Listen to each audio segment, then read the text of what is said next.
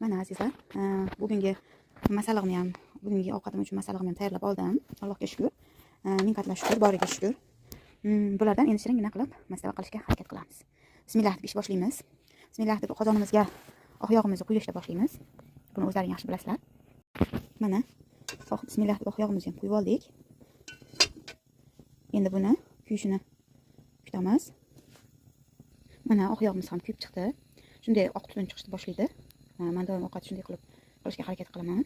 Va bismillah deb ilik sutini solaman. Inshaalloh hamma xato bo'ladi. To'g'ragan piyozini solaman yangi. Hatto buni qilib, qo'ldan piyozga olib, mana hali unchalik tajribam yo'q video olishda. Qo'lda aralashtiryapti demanglar, chunki o'ng qo'lda videoga olyapman, qo'lda. Mana piyoz soldik. Orqasidan tayyor qo'ygan taza bismillah oldim. Va ozroq qo'rilgandan so'ng to'g'rab qo'ygan tayyor paxtalarni solaman. Ozroq masalamiz qo'rilgandan so'ng ozgina tomat qo'yamiz. Mana qizlarlar o'g'irlashdan inshaalloh chiroyli chiqadi. Ozgina tuz solamiz, esma chiqib qoladi. Salqasa. Mana qizlarlar o'g'rildi. O'g'irlangan so'ng ozgina suv quyamiz.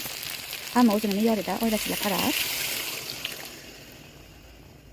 Biz oilamizga ozchilik, lekin ilik suv olganim uchun juda ko'proq qaynatishga qaror qildim. Mazasi ham, foydasi ham bo'ladi inshaalloh, xudo xolasa. Mana suvimiz ham masalamiz qaynab chiqdi. Endi bunga guruchimizni solib olamiz. Mana guruchimizni solib oldim. Xudo xolasa iligimiz ham qaynayapti. Mana masalalarimiz ham qaynayapti. Xudo xolasa pishibdi. Hozir solib olamiz.